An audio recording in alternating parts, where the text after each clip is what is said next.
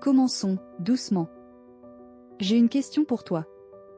Une question simple, mais qui dérange vraiment. Pourquoi les États-Unis ont-ils peur des puces électroniques chinoises? Non, ce n'est pas juste du commerce. C'est bien plus profond que ça. C'est une lutte pour le contrôle du futur. Imagine un instant, un monde où celui qui maîtrise les semi-conducteurs contrôle l'intelligence artificielle. Et celui qui contrôle l'intelligence artificielle contrôle tout le reste.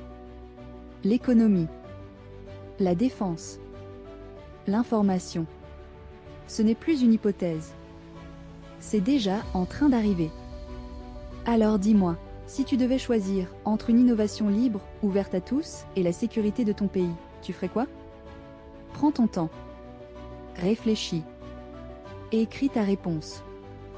Parce que ta vision compte. Maintenant, laisse-moi t'emmener un peu. Pourquoi la Chine achète du soja américain, tout en surveillant les entreprises américaines? Ça semble contradictoire, non? Et pourtant, c'est exactement là que se cache la vérité. Les deux puissances jouent un double jeu. D'un côté, elles coopèrent. Elles échangent. Elles dépendent l'une de l'autre. Mais de l'autre, elles se préparent. Elles s'observent. Elles se défient en silence. Sur quoi? Sur les technologies qui vont définir le futur. L'intelligence artificielle. Le quantique. L'espace. Alors pose-toi cette question. Est-ce que cette tension est inévitable? Ou est-ce que quelqu'un a choisi que ça arrive? Et si c'est un choix qui tire vraiment les ficelles? Maintenant, parlons de Taïwan. Une petite île. 23 millions d'habitants. Et pourtant, elle peut faire basculer le monde. Pourquoi? Parce que ce n'est pas une question de taille. C'est une question de symbole.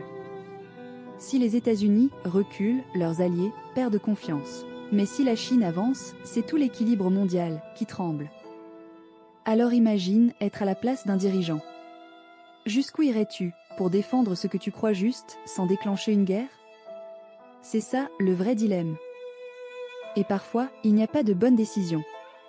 Seulement la moins dangereuse. Maintenant, revenons à toi. Parce que tout ça, ce n'est pas loin de toi. C'est dans ton quotidien. Dans ton téléphone. Dans ton futur travail. Dans le monde dans lequel tu vas vivre. Alors écoute bien. Dans ce grand jeu d'échecs mondial, tu es qui? Un simple spectateur? Ou quelqu'un qui comprend? Et qui agit? Parce que comprendre, c'est déjà prendre du pouvoir. Alors dis-moi, quel rôle veux-tu jouer? Et si ce podcast t'a ouvert les yeux? Like, abonne-toi, partage. Parce que plus on comprend le monde, plus on peut le changer. À très vite.